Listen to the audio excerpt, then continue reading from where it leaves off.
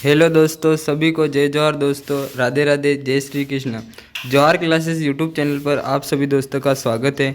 और आज मैं सभी एग्जाम में पूछे जाने वाले प्रश्न लेके आए हूँ, वो हमारे आर्ट एंड कल्चर से दोस्तों। और इन प्रश्नों को मैं आपके सामने सॉल्व करवाऊँगा दोस्तों, और आप तब तक मेरे साथ में बने रहें।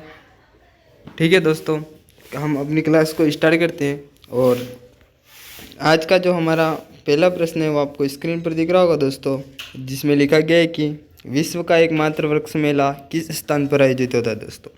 विश्व का एकमात्र वृक्ष मेला किस स्थान पर आयोजित होता है। फर्स्ट ऑप्शन दे रखा हमारा बांसवाड़ा, दूसरा दे रखा नौका, तीसरा दे रखा हमारा खेजड़ी और चौथा दे रखा हमारा मंडोर। तो जो हमारा एकमात्र विश्व का वृक्ष मेला आयोजित होता है वो दोस्तों हमारे खेजड़ी में होता है दोस्तों। ये ऑप्शन हमारा राइट होता है दोस्तों। इसी दौर पर हम और आगे बढ़ते हैं। और आज का हमारा अगला प्रश्न है वो आपको स्क्रीन पर दिख रहा होगा दोस्तों, जिसमें लिखा गया है कि आदिवासियों का कुंभ किसे कहा जाता है दोस्तों। यहाँ पर ऑप्शन दे रखे हमारे बेणेश्वर धाम, दूसरा ऑप्शन दे रखा हमारा कोयला मेला, और तीसरा दे रखा हमारा भरथरी का मेला, और ये चौथा दे रखा हमारा कर्णी मते का मेला। जो हमारा आदिवासियों का कुंभ कहा जाता है वो सोम माही जाकम पर बैठता है, वो बेणेश्वर धाम में भरता है, वो आदिवासियों का कुंभ कहा जाता है दोस्तों।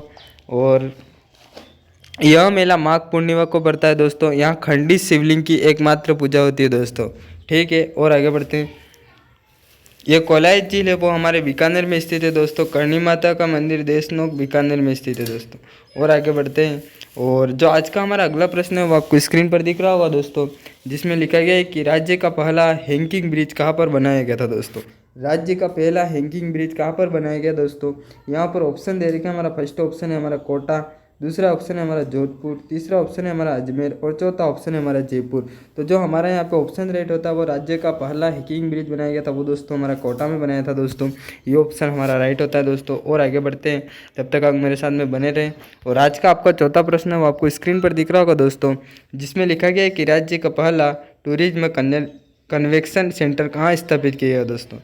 राज्य का पहला टूरिज्म कन्वेक्शन सेंटर कहाँ पर स्थापित किया गया था दोस्तों। राज्य का पहला।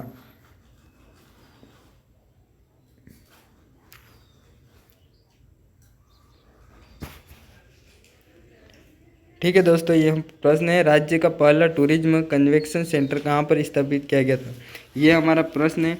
और इसका जो उत्तर राइट हो जाएगा वो फर्स्ट ऑप्शन दे रखा है जयपुर, दूसरा दे रखा है उदयपुर, तीसरा दे रखा है जोधपुर, और चौथा दे रखा हमारा अजमेर। तो जो हमारा यहाँ पे जोधपुर ऑप्शन राइट होता है वो पहला टूरिज्म कंजर्वेशन सेंटर स्थापित किया गया था दोस्तों। ये ऑप्शन हमारा यहाँ पे राइट होता है। इसी दौर पर हम और आगे बढ़ते हैं। और आज का हमारा अगला प्रश्न है वो आपको स्क्रीन पर दिख रहा होगा दोस्तों, जिसमें लिखा गया है कि पर्यटन मंत्रालय द्वारा हुनर से रोजगार कार्यक्रम किस वर्ष में प्रारंभ किया गया था। पर्यटन मंत्रालय द्वारा हुनर रोजगार कार्यक्रम किस वर्ष में प्रारंभ किया था। 2005, 6, 2007, 8, 2009, 10, और ऑप्शन दे रखा हमारा 2011-12। तो जो हमारा पर्यटन मंत्रालय हुनर से रोजगार कार्यक्रम प्रारंभ किया था वो 2009 और 2010 में प्रारंभ किया था दोस्तों। ये ऑप्शन हमारा राइट होता है। और आगे बढ़ते हैं। और आज का हमारा जो अगला प्रश्न है वो आपको स्क्रीन पर दिख रहा होगा दोस्तों, जिसमें लिखा गया है कि मीरा संग्रहालय कहाँ पर स्थित है। मीरा संग्रहालय कहाँ पर स्थित है दोस्तों। उदयपुर में स्थित है, या फिर जोधपुर में, या फिर बीकानेर में, या फिर बाड़मेर में। तो जो हमारा मीरा संग्रहालय है वो दोस्तों हमारा उदयपुर में स्थित है दोस्तों। उदयपुर में हमारा मीरा संग्रहालय स्थित है दोस्तों। ये ऑप्शन हमारा राइट होता है। और आगे बढ़ते हैं। और जो आज का हमारा अगला प्रश्न है वो आपको स्क्रीन पर दिख रहा होगा दोस्तों, जिसमें लिखा गया है कि छिनेरी और पनेरी देवालय कहाँ पर स्थित है दोस्तों। और प्रश्न हमारा बहुत अच्छा है। छनेरी और पनेरी, जो छनेरी और पनेरी देवालय स्थित है वो हमारा झालावाड़ में स्थित है, या फिर राजसमंद में, या फिर बांसवाड़ा में, या फिर उदयपुर में। तो जो हमारे छनेरी और पनेरी देवालय स्थित है वो दोस्तों हमारा झालावाड़ में स्थित है दोस्तों। झालावाड़ में हमारा छनेरी और पनेरी देवालय स्थित है दोस्तों। और आगे बढ़ते हैं। और जो आज का हमारा अगला प्रश्न है वो आपको स्क्रीन पर दिख रहा होगा दोस्तों, जिसमें लिखा गया है कि राज्य सरकार द्वारा इको टूरिज्म नीति कब घोषित की गई थी। राज्य सरकार द्वारा इको टूरिज्म नीति कब घोषित की गई दोस्तों।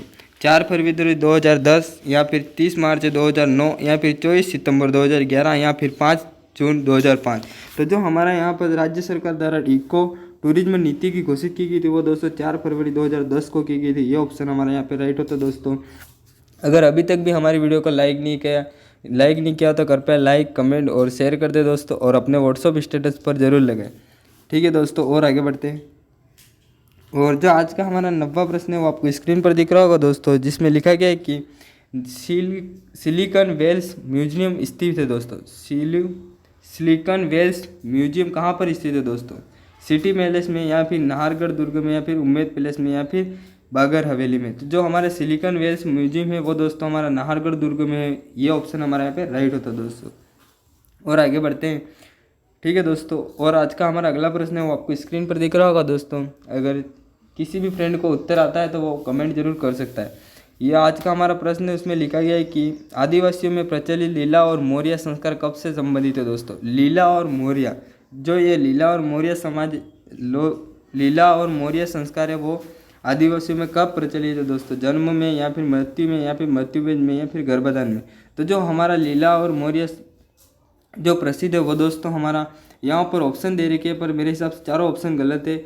यहाँ पर जो सही ऑप्शन हो जाएगा वो दोस्तों विवाह पर लीला और मौर्य संस्कार संबंधित है दोस्तों, विवाह पर। ये ऑप्शन हमारा राइट होता है, और ये चारों ऑप्शन हमारे गलत दे रखे हैं। ठीक है दोस्तों, और आगे बढ़ते हैं। और ये आज का हमारा और अगला प्रश्न है वो आपको स्क्रीन पर दिख रहा होगा दोस्तों, जिसमें लिखा गया है कि बिनोटा संबंधित है दोस्तों। बिनोटा किससे संबंधित है? विवाह से, या फिर संन्यास से, या फिर विवाह से? तो जो हमारा बिनोटा संबंधित है वहाँ वो हमारा विवाह से संबंधित है दोस्तों। ये ऑप्शन हमारे यहाँ पे दोनों राइट होते हैं, और ये ऑप्शन थोड़ा बहुत ऊपर नीचे हुआ है, ये ऊपर था और ये नीचे आ गया दोस्तों। ठीक है, वो अपने हिसाब से आप एडजस्ट कर ले। बिनोटा संबंधित है वो हमारे विवाह से संबंधित है। ओके, और आगे बढ़ते हैं। बडार का भोज किस अवसर से संबंधित है दोस्तों? जो हमारा बडार का भोज है वो किस अवसर पर किया जाता है दोस्तों? यहाँ पर ऑप्शन दे रखे विवाह के अवसर पर, या फिर बच्चे के नामकरण के अवसर पर, या फिर बच्चे के जन्म के अवसर पर, या फिर उपयुक्त सभी। तो जो हमारा ये बडार का भोज है वो हमारा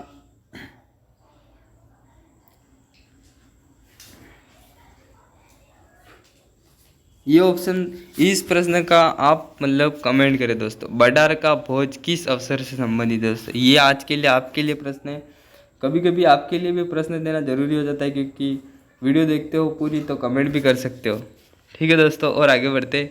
और ये जो हमारा अगला प्रश्न है वो राजस्थान के रीति रिवाजों में मौसर संबंधित दोस्तों। मौसर का संबंध किससे है वो दोस्तों बताए?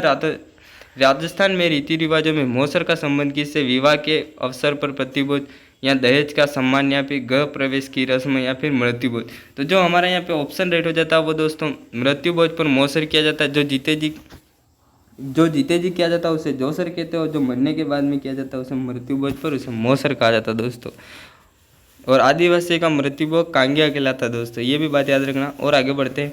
और आज का हमारा अगला प्रश्न है वो आपको स्क्रीन पर दिख रहा होगा दोस्तों, जिसमें लिखा गया है कि जन्म के पश्चात किया जाने वाला प्रथम संस्कार कौन सा है? जन्म के पश्चात किया जाने वाला प्रथम संस्कार कौन सा है तो दोस्तों? यहाँ पर ऑप्शन दे रखा हमारा वेदारंभ, जात कर्म, नामकरण, या फिर योगोप्रवृत्ति। तो जो हमारा विवाह पर प्रथम संस्कार किया जाता है वो दोस्तों हमारा जात कर्म किया जाता है दोस्तों। ये ऑप्शन हमारा यहाँ पे राइट होता है दोस्तों। इसी दौर पर हम और आगे बढ़ते दोस्तों, और आगे बढ़ते हैं। और आज का हमारा अगला प्रश्न है जिसमें लिखा गया है कि निम्नलिखित में से सुमेलित नहीं है दोस्तों। सुमेलित नहीं है, कौन सा सुमेलित नहीं है? बरोटी, विवाह के बाद वधू के स्वागत में वर पक्ष द्वारा दिया जाने वाला भोज। ठीक है दोस्तों, साकड़ी, विवाह से एक दिन पूर्व रिश्तेदार का मिलन। और बडार, विवाह के अवसर पर दिया जाने वाला भोज। और सामेला, वर पक्ष द्वारा बारात का स्वागत।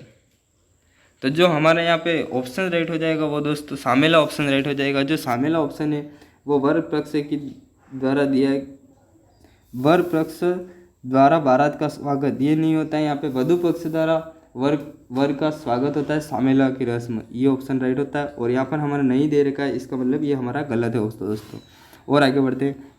और आज का हमारा अगला प्रश्न है वो आपको स्क्रीन पर दिख रहा होगा दोस्तों, जिसमें लिखा गया है कि बिखेर प्रथा किससे संबंधित है दोस्तों? ये हमारी जो बिखेर प्रथा है वो किससे संबंधित है? विवाह से संबंधित है, या फिर जन्म से संबंधित है, या फिर मृत्यु से संबंधित है, या फिर उपयुक्त तो कोई नहीं थे। जो हमारी बिखेर की प्रथा है वो दोस्तों हमारी मृत्यु से संबंधित है दोस्तों। ये ऑप्शन हमारा यहाँ पे राइट होता है। इसी दौर पर और आगे बढ़ते हैं। जीवन का अंतिम संस्कार कौन सा है दोस्तों? मेरे हिसाब से यह प्रश्न का उत्तर सबको आता होगा दोस्तों। और यहाँ पर ऑप्शन दे रखा हमारे केशांत, निष्क्रमण, समावर्तन, अंत्येष्टि। जो अंत्येष्टि है वो हमारे जीवन का अंतिम संस्कार है दोस्तों। ये ऑप्शन हमारा यहाँ पे राइट होता है। इसी दौर पर हम और आगे बढ़ते हैं और आज का हमारा अगला प्रश्न है वो आपको स्क्रीन पर दिख रहा होगा दोस्तों, जिसमें लिखा गया कि बरी पड़ला क्या कहलाता है दोस्तों। वर अथवा वधु पक्ष द्वारा ननिहाल पक्ष से निमंत्रण देना, फर्स्ट ऑप्शन दे रखा हमारा। और दूसरा दे रखा हमारा वर पक्ष द्वारा वधु पक्ष के कपड़े आभूषण देना, या फिर वर व वधु पीढ़ी चढ़ाना, या फिर ननिहाल पक्ष द्वारा लाए गए कपड़े व आभूषण। तो जो हमारे यहाँ पे ऑप्शन राइट होगा वो दोस्तों बी ऑप्शन राइट हो जाएगा। वर पक्ष द्वारा वधु पक्ष के लिए कपड़े व आभूषण भेजना, ये क्या कहलाता है? तो हमारा बड़ी पड़ला कहलाता है दोस्तों। ठीक है, और आगे बढ़ते हैं। और जो आज का हमारा अगला प्रश्न है वो आपको स्क्रीन पर दिख रहा होगा दोस्तों, जिसमें लिखा गया है कि बारात जाने के बाद पीछे से वर पक्ष के घर रात को महिला के द्वारा गाए जाने वाले गीत एक खेल को कहते हैं। ओलंदी कहते हैं, टूटिया कहते हैं, या रगबरी कहते हैं, फिर जेवड़ी कहते हैं। तो जो हमारे बारात जाने के बाद वर पक्ष के द्वारा घर की महिला द्वारा जो खेल व गीत गाए जाते हैं उसे हम टूटिया कहा जाता है दोस्तों। ये ऑप्शन हमारा राइट होता है। और आगे बढ़ते हैं और आज का हमारा अगला प्रश्न है वो लिखा हुआ है आपको स्क्रीन पर, जिसमें लिखा गया है कि मृत व्यक्ति को शमशान ले जाने के लिए प्रयुक्त लकड़ी की सैया कहलाती है दोस्तों। आदेता, बेकुंडी, ओक या सूला। तो जो लकड़ी की सैया कहलाती है वो दोस्तों हमारे बेकुंडी कहलाती है दोस्तों। ये ऑप्शन हमारा यहाँ पर राइट होता है दोस्तों। और आगे बढ़ते हैं और आज का हमारा अगला प्रश्न है वो आपको स्क्रीन पर दिख रहा होगा दोस्तों।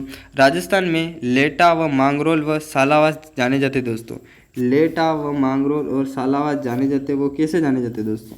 फर्स्ट ऑप्शन दे रखा हमारा कपड़ों की मंदों की बुनाई के लिए, या फिर महिलाओं के लिए चमड़े की जूतियाँ निर्माण के लिए, या फिर महिलाओं कपड़े की मंदों की छपाई के लिए, या फिर लकड़ी के खिलौने के निर्माण के लिए। तो जो राजस्थान में हमारा लेटा, मांगरोल और सालावास जाने जाते हैं वो दोस्तों हमारे कपड़ों की मंदों की बुनाई के लिए जाने जाते हैं दोस्तों। ए ऑप्शन हमारा यहाँ पे राइट होता है दोस्तों। और आगे बढ़ते हैं और आज का हमारा अगला प्रश्न है वो आपको स्क्रीन पर दिख रहा होगा दोस्तों, जिसमें लिखा गया है कि नागौर का बू गाँव किसके लिए प्रसिद्ध है? जो हमारे नागौर का बू गाँव है वो हमारे किसके लिए प्रसिद्ध है दोस्तों? जो नागौर का हमारा बू गाँव है वो किसके लिए प्रसिद्ध है? पेंच वर्क के लिए, मिट्टी के खिलौने के लिए, या फिर आगे ऑप्शन दे रहेगा हमारा जूट पट्टी के लिए, या फिर लोहे के औजारों के लिए। जो बू गाँव है वो हमारा मिट्टी के खिलौने के लिए प्रसिद्ध है वो दोस्तों। नागौर का बू गाँव मिट्टी के खिलौने के लिए प्रसिद्ध है। ये ऑप्शन हमारा यहाँ पे राइट होता है दोस्तों। इसी दौर पर हम और आगे बढ़ते हैं दोस्तों। और आज का हमारा 23 नंबर का प्रश्न वो आपको स्क्रीन पर दिख रहा होगा दोस्तों, जिसमें लिखा गया है कि राजस्थान में कोप्तगिरी के काम के लिए कौन सा शहर प्रसिद्ध है? कोप्तगिरी, जो राजस्थान में हमारा कोप्तगिरी काम है उसके लिए कौन सा शहर प्रसिद्ध है? बीकानेर व जोधपुर, कोटा, बूंदी, अलवर, जयपुर, झालरापाटन और बारा। तो जो हमारा कोप्तगिरी के काम के लिए प्रसिद्ध है वो दोस्तों हमारा अलवर व जयपुर प्रसिद्ध है दोस्तों।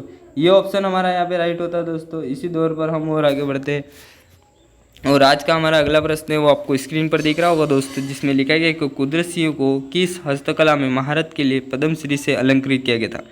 कपड़ों की छपाई के लिए पसंद किया था, या फिर मीनाकारी कला, या फिर पीतल व मुराबादी काम से, या फिर बिल पट्टी। जो कुदरत सिंह को हस्तकला के महारत्न में पद्मश्री से अलंकृत किया था वो दोस्तों हमारी मीनाकारी कला से पद्मश्री प्राप्त हुआ था दोस्तों। ये ऑप्शन हमारा राइट होता है। और आगे बढ़ते हैं और आज का हमारा जो अगला प्रश्न है वो आपको स्क्रीन पर दिख रहा है, जिसमें लिखा गया है कि लप्पा लप्पी किरण बाकड़ी यह सब, लप्पा लप्पी किरण बाकड़ी यह सब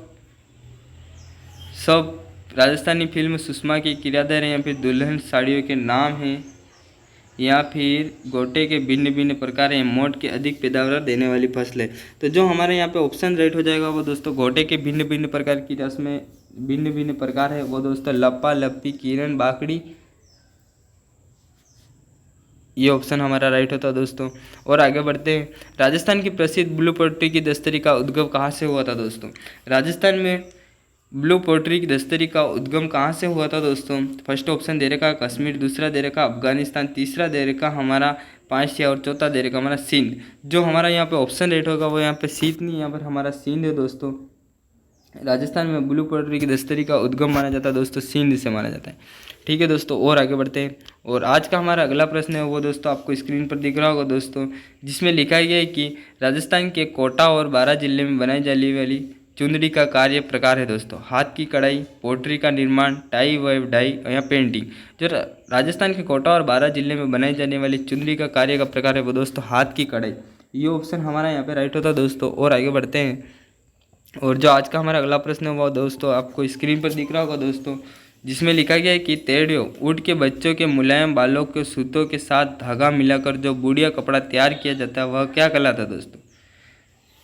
तो फर्स्ट ऑप्शन दे रखा हमारा बाकला, दूसरा देख रहेगा हमारा लंगड़ी, तीसरा दे रखा हमारा आसन। तो जो हमारा ऑप्शन राइट हो जाएगा वो बुढ़िया तोड़ियों ऊँट के बच्चों के मुलायम बालों के सूतों के साथ मिलाकर जो बुढ़िया तैयार किया जाता है उसे उसे दोस्तों हमारा बाकला कहा जाता है दोस्तों।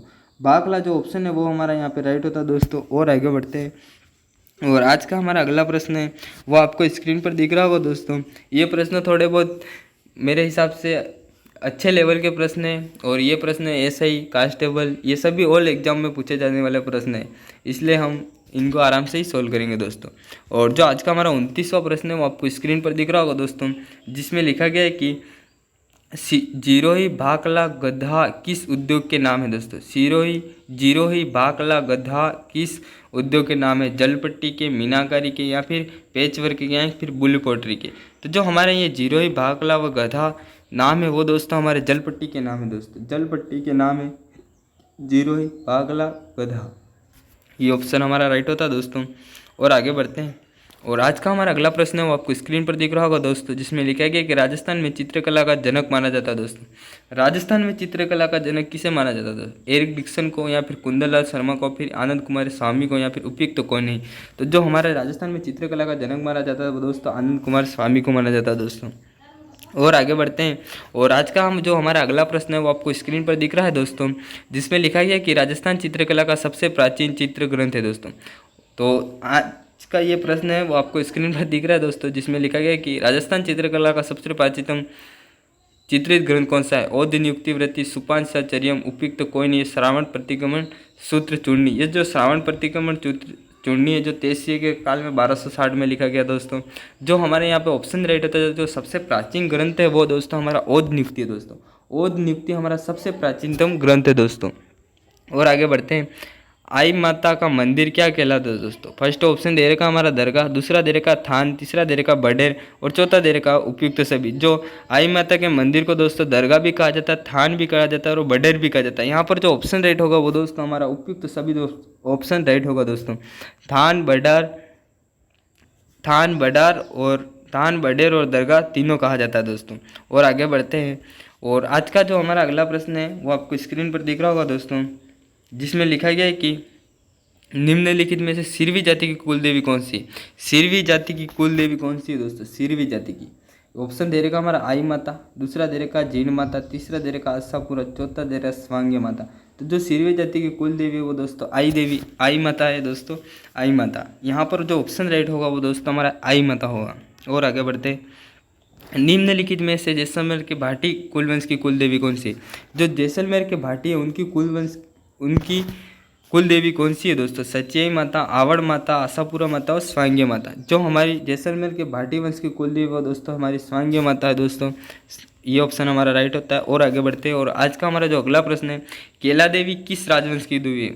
केला देवी किस राजवंश की कुल देवी है दोस्तों? जो केला देवी है वो किस राजवंश की कुल देवी, ये हमारा प्रश्न है। ओसवालों की, यादवों की, जाटों की, या फिर उपयुक्त में से कोई नहीं। तो जो हमारे यहाँ पे ऑप्शन राइट हो जाएगा वो दोस्तों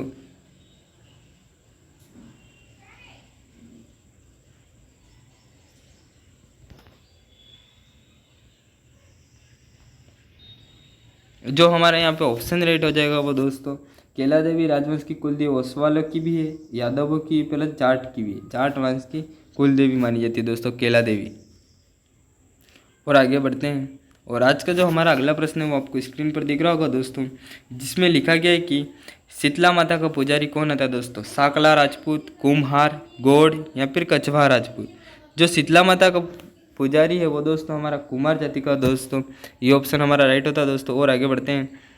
राजस्थान में भक्ति आंदोलन की अलग जगह थी दोस्तों। राजस्थान में भक्ति आंदोलन की अलग किसने जगह दी थी? संत सुंदरदास जी ने, या फिर संत धन्ना जी ने, या फिर संत रामदास जी ने, या फिर संत दादू जी ने। तो जो भक्ति आंदोलन की अलग जगह थी वो दोस्तों हमारा संत धन्ना जी ने जमाई थी दोस्तों। ये ऑप्शन हमारा यहाँ पे राइट होता है दोस्तों। और आगे बढ़ते हैं। और आज का हमारा जो अगला प्रश्न है वो आपको स्क्रीन पर दिख रहा होगा दोस्तों, जिसमें लिखा गया कि अष्टछाप कवि मंडली का संगठन किया गया था दोस्तों। अष्टछाप कवि मंडली का संगठन किसके द्वारा किया गया था? वल्लभाचार्य, विठल ने, या फिर गोस्वामी दामोदर जी ने, या फिर गोविंद जी ने। तो जो हमारा अष्टछापी कवि मंडली का संगठन किया गया था वो दोस्तों हमारे विठल नाथ के द्वारा किया गया था दोस्तों। ये ऑप्शन हमारा यहाँ पे राइट होता है। और आगे बढ़ते हैं। और जो आज का हमारा अगला प्रश्न है वो आपको स्क्रीन पर दिख रहा होगा दोस्तों, किस लोक संघ की प्रधान पीठ करती है सर बीकानेर में दोस्तों। तो जो हमारा ऑप्शन दे रहे हैं हमारा रामनाथन जी, या फिर हरिरामदास जी, या फिर संत जसनाथ जी, या फिर रामदास जी। तो जो हमारी करतरिया शहर बीकानेर में स्थित है प्रमुख पीठ वो हमारे जसनाथ जी ऑप्शन है ये जो हमारा यहाँ पे राइट होता है दोस्तों। और आगे बढ़ते हैं। और जो आज का हमारा अगला प्रश्न है वो आपको स्क्रीन पर दिख रहा है दोस्तों, जिसमें लिखा गया कि किस संप्रदाय के साधु अग्नि नृत्य प्रसिद्ध है दोस्तों। जसनाथी संप्रदाय, रामसेनी संप्रदाय, या फिर विष्णु संप्रदाय, उपयुक्त तो कोई नहीं। जो हमारे अग्नि नृत्य करते समय फतेह फतेह का घोष किया जाता है दोस्तों। ये और जो हमारे यहाँ पे ऑप्शन राइट होता है वो जसनाथी संप्रदाय के द्वारा अग्नि नृत्य किया जाता है दोस्तों। ये ऑप्शन हमारा यहाँ पे राइट होता है दोस्तों। और आगे बढ़ते हैं। ठीक है दोस्तों। और आज का हमारा 41वां प्रश्न आपको स्क्रीन पर दिख रहा होगा दोस्तों, महामंदिर जोधपुर में किस संप्रदाय की प्रधान पीठ स्थापित है दोस्तों। प्रणामी संप्रदाय, वल्लभ संप्रदाय, नाथ संप्रदाय, निम्बार्क संप्रदाय। तो जो हमारी महामंदिर जोधपुर की संप्रदाय पीठ है वो दोस्तों हमारी नाथ संप्रदाय ऑप्शन राइट हो जाएगा दोस्तों। नाथ संप्रदाय की महामंदिर जोधपुर की संप्रदाय की प्रधान पीठ है दोस्तों। ठीक है। और आगे बढ़ते हैं। मीराबाई का जन्म किस वंश में हुआ? फर्स्ट ऑप्शन दे रखा है हमारा परमार, दूसरा दे रखा राठौड़, तीसरा दे रखा चौहान, चौथा दे रखा हमारा सिसोदिया। तो जो हमारे मीराबाई का जन्म हुआ था वो दोस्तों राठौड़ वंश में जन्म हुआ था दोस्तों। यह हमारा माना जाता है। और आज का हमारा अगला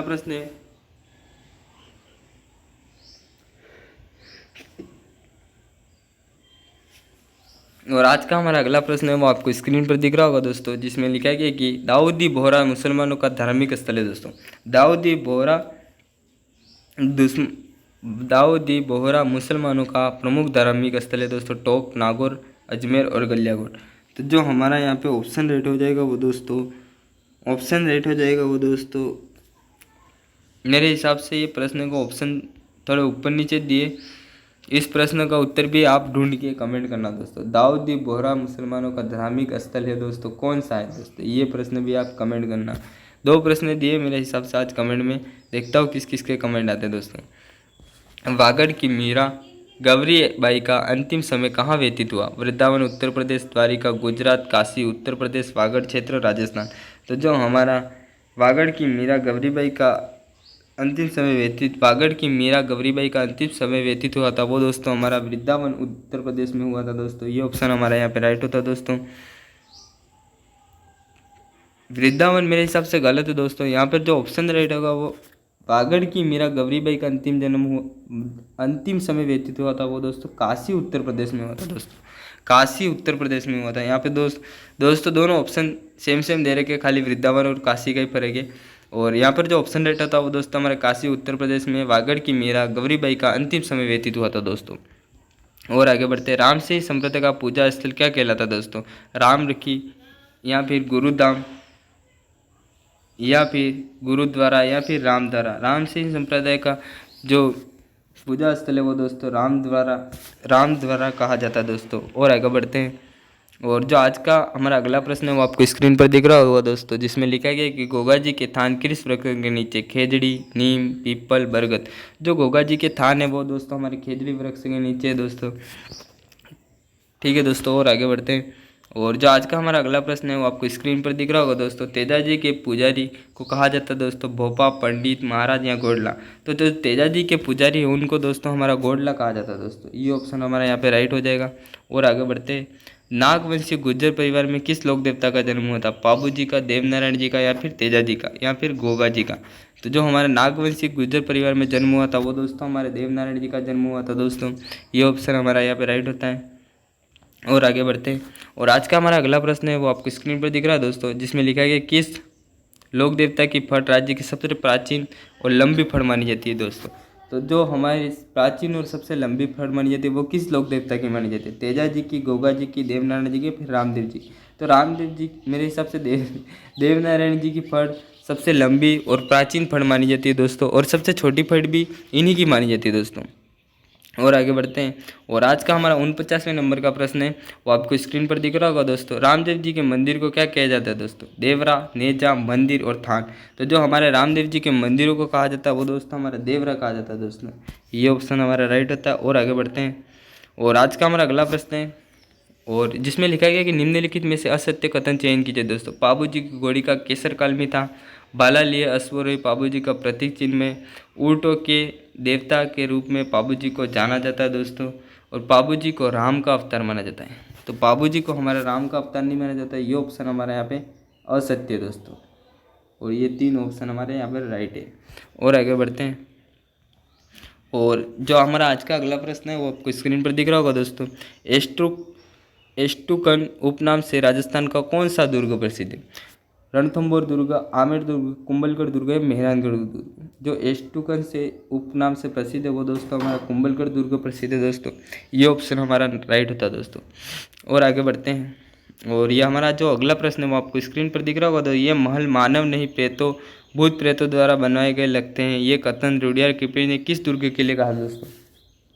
तारागढ़, अजमेर, बूंदी दुर्ग, जूनागढ़, बीकानेर या लोहागढ़। यह महल मानव नहीं प्रेतों द्वारा भूत प्रेतों द्वारा निर्मित है, यह कथन रुडियार्ड किपलिंग ने बूंदी दुर्ग के द्वारा कहा था दोस्तों। ये ऑप्शन हमारा राइट होता है। एक बार कंफर्म कर ले यही ऑप्शन राइट है या फिर दूसरा ऑप्शन राइट है। और अगर दूसरा ऑप्शन राइट है तो आप कमेंट कर भी कर सकते हैं दोस्तों। और जो आज का हमारा अंतिम प्रश्न है वो आपको स्क्रीन पर दिख रहा होगा दोस्तों, जिसमें लिखा गया है कि तारागढ़ दुर्ग को राजस्थान का जिब्राल्टर किसने कहा? कर्नल टॉड ने, अबुल फजल ने, फर्ग्यूसन ने, विशेष हेबन ने। तो जो हमारा राजस्थान का तारागढ़ दुर्ग है जो जिब्राल्टर कहा वो दोस्तों विशेष हेबन ने कहा दोस्तों, विशेष हेबन ने। ये ऑप्शन हमारा राइट होता दोस्तों। अगर हमारी वीडियो अच्छी लगी हो तो लाइक करना, कमेंट करना, सब्सक्राइब करना दोस्तों। और सभी को मेरी तरफ से थैंक्स वीडियो देखने के लिए, धन्यवाद दोस्तों। मिलते हैं कल एक नेक्स्ट वीडियो के साथ में, और हम ज़्यादा से ज़्यादा प्रश्न को सॉल्व करवाने की कोशिश करेंगे ताकि आपकी एग्ज़ाम की तैयारी बहुत बेहतर से बेहतर हो दोस्तों। ठीक है, थैंक यू।